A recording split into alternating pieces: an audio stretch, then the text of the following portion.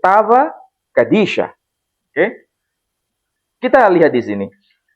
Ini contoh. Ini kan, ini tulisan sama. Ketaba Kadisha. Ini ada dua bagian ya. Yang pertama adalah Ketaba Atika dan sekaligus Haditha. Haditha itu baru. Kalau Atika lama. Atik, bahasa Arabnya Atik. Nah, ini Atika itu lama. Jadi perjanjian lama dan perjanjian baru. Oke. Ini kumpulan perjanjian lama dan baru Pak Edi. Nah, kita lihat perjanjian baru khususnya di dalam apa? Injil Lukas tadi ya. Lukas pasal 1. Nah, Injil Lukas pasal 1 36. 36. Nah, coba perhatikan di sini. Ini adalah bahasa khas Semitik. Jadi kalau kita mau mempelajari baik itu Quran atau Alkitab atau disebut Bible atau Taurat, kembalikan pada kultur bahasa itu. Jangan dibaca dari kultur bahasa kita. Nanti tidak nyambung dan pasti terjadi misinterpretasi, miskonsepsi. Dan itu yang dimaksud memperkosa teks. Ya. Nah, perhatikan di sini. Di sini dikatakan Vaha Elisava. Vaha Elisava. Apa maksudnya Vaha Elisava? Dan adapun Elizabeth kalau di situ. Ya kan? Yeah. Karena Elizabeth itu bahasa Yunani. Oh iya. Kalau bahasa Suryani atau bahasa Ibrani Eliseva. Oh, Eliseva. Makanya di sini tertulis Elizabeth. Eliseva. Jadi Waha Eliseva ahyantehi ahyantehi. Maksudnya dan adapun Eliseva saudara perempuanmu. Ahyantehi itu biasanya kalau di sini diterjemahkan sanakmu ya. Yeah, padahal ahyantehi itu diambil dari kata khote. Khote itu artinya saudara perempuan. Jadi ahyantehi saudara dari perempuan. kata khote, kemudian nanti muncul kata uhtun, ahun. Kalau ahun saudara laki-laki, uhtun saudara perempuan. Itu bahasa Arab. Khote saudara perempuan dalam bahasa Suryani. Hampir sama ya. Karena satu rumpun bahasa Pak ini. Jadi kalau kita pahami secara literal di sini, Waha Eliseba ahyantihi. Dan adapun Elizabeth ya, saudara perempuanmu di sini disebutkan batna bra. Dia sedang mengandung. Batna, mengandung di sini. Dan bahasa Arabnya juga bottom. Sama kan? Hampir sama. Dari sini itu batna bra, sedang mengandung janin laki-laki. Bra. Makanya kalau saudara kita yang Kristen Ortodoks Syria, itu kan kalau berdoa kan begini. Ini saya kasih contoh Pak Edi, jangan nanti disalah tafsirkan. Itu kan mesti membuat tanda salib itu. Besem ava bra beruh hadakutsha. Jadi kalau berdoa ya begini, Besem ava bra beruh hadakutsha. Demi nama Bapa dan Putra dan Ruh hadakutsha. Ruhul Kudus kalau bahasa Arabnya. Jadi kalau kita mempelajari bahasa itu, semakin kita cerdas Pak Edi. Jangan memaksa bahasa itu sesuai dengan yang kita mau. Hadirkan bahasa itu dengan konteksnya, bukan konteksnya kita. Nah, ini menariknya begini, kenapa ya? Sayyidah Maryam atau Santa Maria dengan Elizabeth disebut saudara perempuan. Kenapa begitu? Dan apa dibalik pesan itu semua? Kita tahu Elizabeth, ya, di dalam Injil Lukas itu punya suami namanya Zakaria. Elizabeth ataupun Zakaria itu sama-sama keturunan Harun. Bukan Harunnya Nabi Musa. Iya, Harunnya Nabi Musa. Harunnya Nabi Musa. Iya. Kita lihat dalam perjanjian lama ataupun perjanjian baru, ya. Perjanjian lama atau perjanjian baru.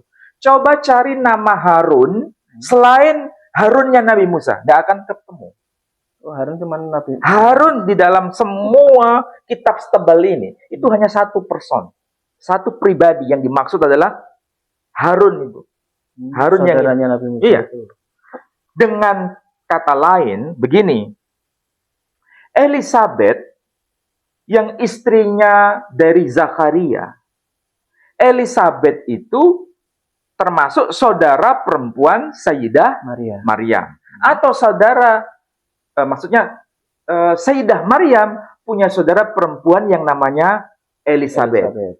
Elisabeth dan Sayyidah Maryam itu karena keturunan dari Elisabeth, yang Elisabeth ini adalah istrinya Harun. Oh, Elisabeth yang di zaman Nabi Musa. Di zamannya Nabi Musa. Iya, iya. Paham ya? Iya. Jadi kan pada masa zaman Nabi Musa yang hidup sezaman dengan Fir'aun, Nabi Musa itu, Nabi Musa kan punya saudara yang bernama Harun. Ya kan? Istrinya namanya Elisabeth. Namanya istrinya bernama Elisabeth. Jadi Elisabeth dan Harun itu menikah. Oke? Nanti punya keturunan dari generasi ke generasi. Nanti muncul yang namanya Elisabeth. Nah, Elisabeth juga saudara perempuan Maryam. Jadi ini ada hubungan nasab mereka ini. Secara apa ya? Secara manusiawi mereka itu punya daftar silsilah. Berarti apa yang dikatakan Al-Quran ya nggak salah. Nah, dari sinilah kita mulai memahami kalau Al-Quran bagaimana. Al-Quran itu kan Al-Quran menyebut ya Harun. Yang ngomong begitu siapa? Yang menyebut ya Harun. Kan kita tahu ketika Maryam itu hidup, ya itu kan bukan pada abad ke-7 Masehi. Abad ke-7 itu ketika Islam datang. Tapi Maryam, Sayyidah Maryam itu hidup pada abad pertama Masehi. Oke? Abad awal-awal. Oke, abad awal Masehi. Dan tentu saja itu kan Sayyidah Maryam bukan orang Arab. Ya. Tapi ketika Al-Quran itu diturunkan, seakan-akan dialog itu terjadi dalam frame bahasa Arab. Ya. Tapi faktanya tidak. Faktanya itu adalah bahasa yang bukan Arab. Tentu saja bahasa Suryani atau bahasa Ibrani. Dan tidak mungkin bahasa Jawa atau bahasa Inggris. Oke?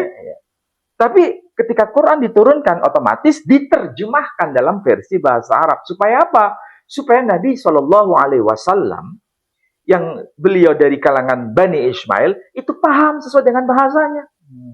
Maka di sini yang muncul adalah dialog dalam bahasa Ibrani atau bahasa Arab? Bahasa Arab.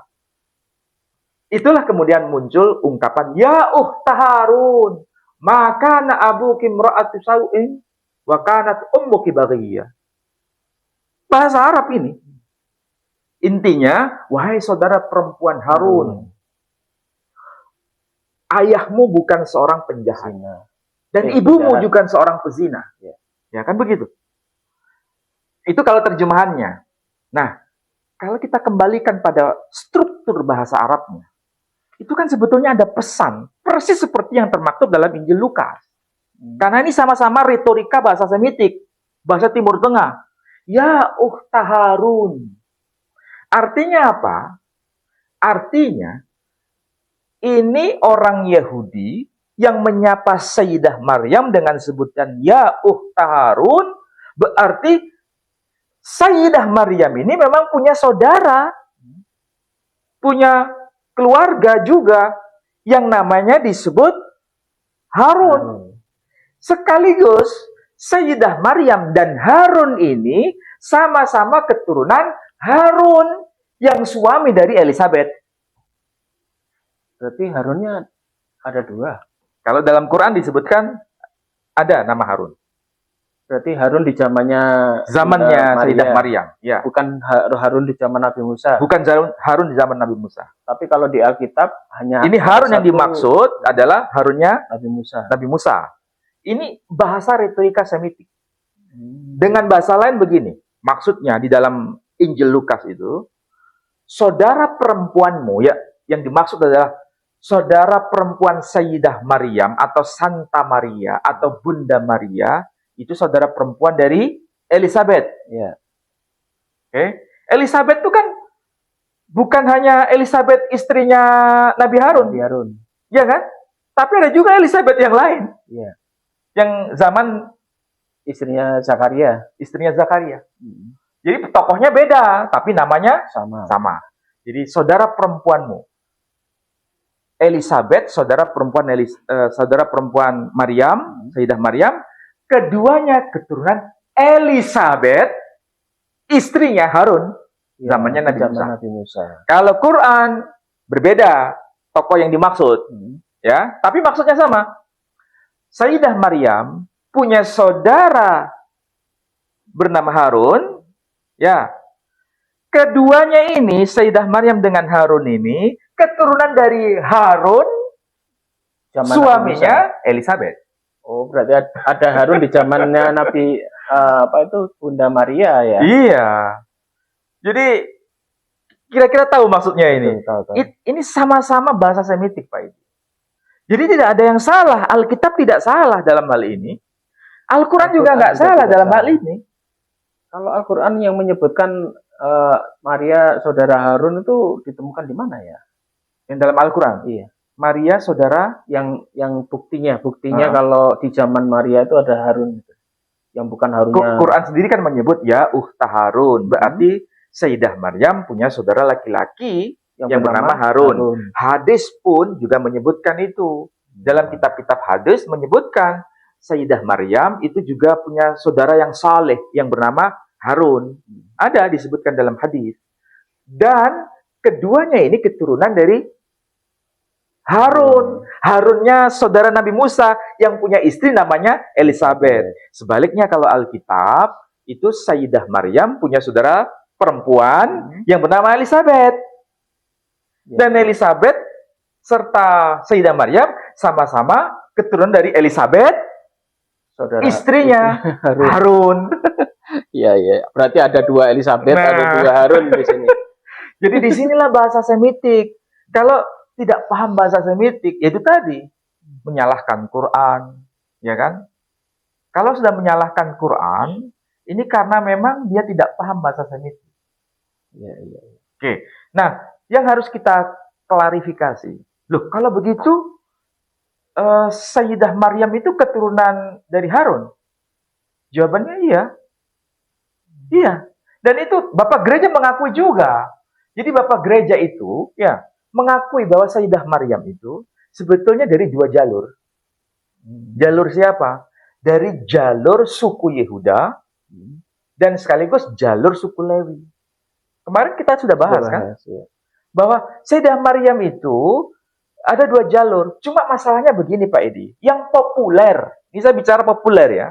Yang populer di antara saudara kita kaum Kristiani, Sayyidah Maryam itu keturunan Daud, ya, berarti keturunan Yehuda. Ya. Selesai. Padahal ini belum selesai. Sementara yang Muslim juga begitu. Yang Muslim itu hampir sebagian besar mengatakan menurut Quran ini berarti Sayyidah Maryam itu keturunan Harun. Kalau keturunan Harun, berarti kan keturunan Lewi. Iya toh? Berarti ini bertabrakan enggak? Sebetulnya enggak bertabrakan. Itu saling melengkapi, Pak Edi. Jadi Sayyidah Maryam itu keturunan Daud, iya.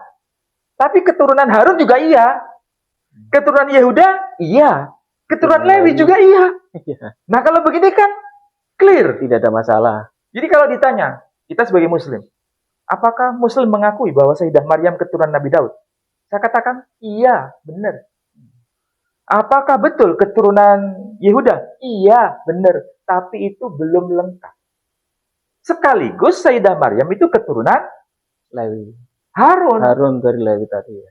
Sekaligus keturunan Lewi. Kalau keturunan Harun pasti keturunan Lewi.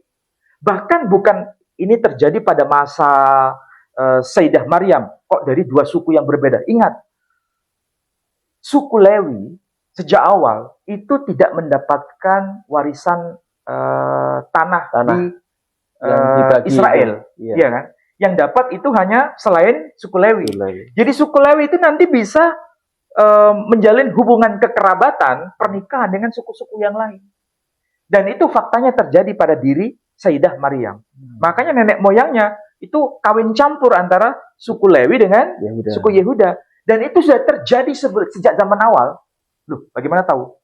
Lihat kitab Keluaran, pasal 6 ayat 22. Keluaran. Kitab Keluaran. Pasal 6 ayat 22. Ayat 22. Dan Harun mengambil Eliseba, anak perempuan Aminadab, saudara perempuan Nahason, menjadi istrinya, dan perempuan ini melahirkan baginya Nadab, Abihu, Eleazar, dan Itamar. Ya, oke. Perhatikan di situ. Kita coba cermati. Di situ Harun punya istri namanya siapa? Eliseba. Eliseba. Betul. Kalau kita lihat dalam bahasa Ibrani tertulis Eliseba. Sama persis seperti istrinya Zakaria disebut Eliseba. Oh iya, Sama kan? Sama. Jadi namanya sama. Oh iya. Jadi Harun punya istri namanya Eliseba. Eliseba. Atau Elisabeth. Kalau dalam teks Septuaginta bahasa Yunani di situ tertulis Elisabeth. Sama seperti bahasa Yunani. Berarti ada dua Elisabeth. Ada dua Elisabeth. Ada dua Elisabeth. Ada dua Harun. Ada dua Harun. Ada dua Maryam. Iya. Ya kan? Menarik kan sebetulnya. Saya ulangi lagi. Ada dua Maryam. Yeah. Maryam zamannya Nabi Isa dan Maryam zamannya Nabi Musa. Yeah. Ada dua Harun. Harun zamannya Nabi Zakaria dan Harun zamannya Nabi Musa. Ada dua Elisabeth. Elisabeth zamannya Sayyidah Maryam, bunda Nabi Isa alaihissalam, dan ada Elisabeth zamannya Nabi Musa. Di situ kitab Keluaran yang disebut Sefer Shemot, itu kan kitab Taurat. Iya. Ya kan? Berarti kan zaman yang lebih tua lagi. 1500 tahun yang lalu. Harun punya istri namanya siapa? Eliseba atau Elisabeth. Elisabeth itu anaknya siapa? Elisabeth anaknya Aminadab. Aminadab itu dari suku Yehuda. Dan sekaligus punya anak laki-laki yang namanya Nahason. Berarti Elisabeth punya saudara. Elisabeth punya saudara. Ya. Namanya Nahason. Saudara perempuan. Dan Nahason harus tahu, Nahason itu orang suku Yehuda. Berarti antara suku Yehuda dan Lewi campur. Dan Lewi, Harun kan orang Lewi, suku Lewi, nyampur. Jadi sejak awal itu, suku Lewi dengan Yehuda itu nyampur. Karena memang ada tujuan nanti di masa depan. Sayyidah Maryam itu darahnya nyampur antara dari suku Lewi dan suku Yehuda. Berarti tidak hanya keturunan Daud saja. Tidak hanya keturunan Daud, tapi juga keturunan Harun. Soalnya mereka sering mengagung-agungkan bahwa sang juru selamat itu harus dari tunas Daud. Iya. Padahal dari keduanya, ya kan? Iya. Dan perhatikan kalau kita lihat di situ inti pesannya. Quran itu menyebutnya dengan istilah Ya'ukhta Harun, itu bahasa simbol. Dan orang Yahudi sudah paham itu. Udah paham, oh berarti ini ada kaitan dengan Harun yang zamannya Nabi Musa. Berarti sama-sama keturunan. Makanya, karena kondisinya seperti itu, darah campuran begitu, orang Yahudi menolak. Karena yang mereka inginkan harus murni dari keturunan Daud, dari suku Yehuda. Ini Mesias yang ditunggu-tunggu. Sampai hari ini ya? Sampai hari ini. Belum muncul. Sehingga yang Mesias atau Al-Masih yang bernama Isa ini ditolak. Salah satunya alasannya itu. Bahkan disalibkan. Salah satunya. Jadi ada dua ya yang darah campuran itu. Siapa itu? Keturunan dari Nabi Harun, ya Eleazar dan Itamar itu darahnya campuran, suku Yehuda dan suku Lewi. Kemudian Sayyidah Maryam, darah campuran, suku Yehuda dan suku Lewi. Ada satu tokoh lagi yang tentu saja ini enggak semua orang tahu. Flavius Josephus itu orang yang lahir tahun 37 Masehi, meninggal tahun 100 Masehi. Dia adalah sejarawan Yahudi. Dan dia punya rekod dalam arti daftar silsilah, yang daftar silsilahnya itu, coba perhatikan, itu disimpan di bait suci. Karena apa? Perhatikan. Ternyata dari garis ayahnya dan garis ibunya, Itu campuran antara dari Yehuda. suku Lewi dan suku Yehuda. Flavius. Namanya Flavius Josephus. Itu bapak gereja ya? Bukan, itu tokoh Yahudi. Oh. Tokoh Yahudi, sejarawan Yahudi hidup pada abad pertama Masehi. Dan kalau tidak salah ada bukunya ya? Penulis? Ada, saya punya bukunya. Namanya Flavius Josephus. Itu buku sejarah. Sejarah Yahudi Dia pada abad. menuliskan soal apa itu? Ya sejarah yang berkaitan dengan masa itu. Termasuk masa sebelumnya. Ismail itu bagaimana, orang Yahudi itu bagaimana. Kemudian ditulis semua seperti kalau di kalangan Muslim itu sama seperti Tarikh At-Tabari. Tarikh At-Tabari. Baik, menarik. Sudah terjawab apa yang dipertanyakan oleh para pemirsa di sana, bahwasanya tuduhan bahwa ya Harun yang diucapkan kepada Bunda Maria itu bukan Al-Quran yang salah, tetapi itu memang benar-benar ada dan itu memang sudah menjadi tradisi ya. Bahkan tadi sudah kita uraikan panjang lebar bahwa Harun itu ternyata ada di zaman Nabi Musa, juga ada di zamannya Bunda Maria. Demikian dengan Elizabeth, demikian dengan Maria. Ada dua Elizabeth, ada dua Maria, bahkan ada dua Harun. Jadi mau dipakai, mau kemana ini? Harun yang keturunan apa itu saudara dari Nabi Musa atau Harun yang saudara Maria? Itu sama-sama mereka nyambung kan, ya tidak ada yang salah. Berarti apa yang disangsikan di luaran sana bahwa Al-Quran salah, mereka selalu memojokkan Al-Quran, bahkan menjadi ejekan-ejekan itu. Hari ini kita sudah menjawab panjang lebar. Mungkin penutup, Ustaz Ali. Ya, baik. Ada 2 poin yang harus kita jelaskan supaya nanti bisa dipahami secara jernih. Al-Quran itu tidak salah ketika menyebut ya Harun. Yang salah adalah cara kita memahami Quran, Memaksakan pikiran karena tidak dalam konteks retorika bahasa Semitik. Oh iya. Retorika bahasa Semitik, apakah itu Quran bahasa Arab atau Bible bahasa Suryani, itu sama. Ya. Jadi bahasa Suryani, bahasa Arab, retorikanya sama karena ujung tombaknya itu adalah bahasa Semitik, bahasa Timur Tengah. Satu rumpun. Makanya kalau dalam Quran, ya Harun, wahai saudara perempuan Harun. Kalau di dalam Bible bahasa Suryani, ahyantihi, Eliseva ahyantihi, Elizabeth saudara perempuanmu. Itu maksudnya berarti sama seperti yang dikatakan Quran. Hanya personnya beda. Yang Quran dari sisi maskulin, yakni Harun yang punya istri Elizabeth. Kalau dalam Bible atau Alkitab, bukan maskulin, tapi feminin, yakni Elizabeth, yang punya suami namanya Harun. Dibalik. Jadi dibalik, saling melengkapi. Ya kan? Berarti kalau begini, tidak ada problem. Tidak ada masalah. Ya kan? Yang Muslim tidak menyalahkan, yang Kristiani juga tidak menyalahkan. Jadi, ini bukan Quran yang salah alamat. Mereka kurang literasi. Karena yang baca kurang literasi. Dan tidak paham bahasa retorika, bahasa Semitik. Yang poin yang kedua, bahwa ini kan ada hubungan dengan Natal ya. Al-Quran ketika berbicara mengenai tokoh yang bernama Sayyidah Maryam, ini memang ada kaitan dengan Injil Yakobus. Dan Injil Yakobus itu sudah eksis sebelum abad ke-7. Bahkan Bapak Gereja yang namanya Origenes itu sudah menyebut-nyebut yang disebut Injil Yakobus itu. Berarti secara fisik Injil itu ada. Hanya saja dianggap apokrif.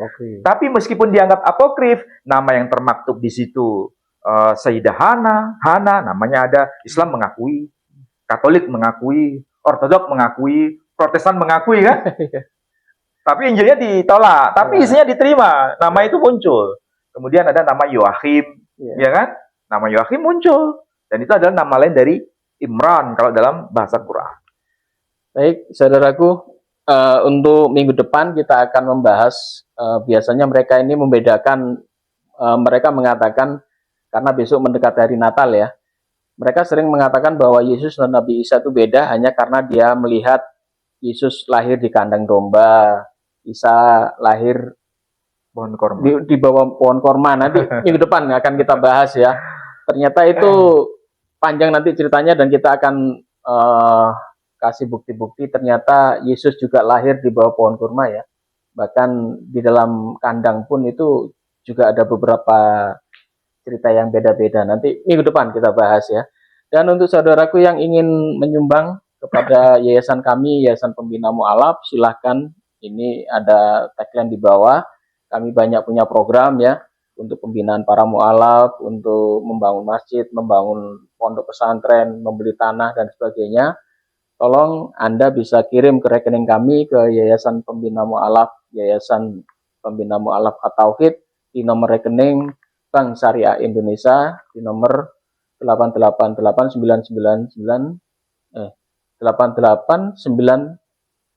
ya.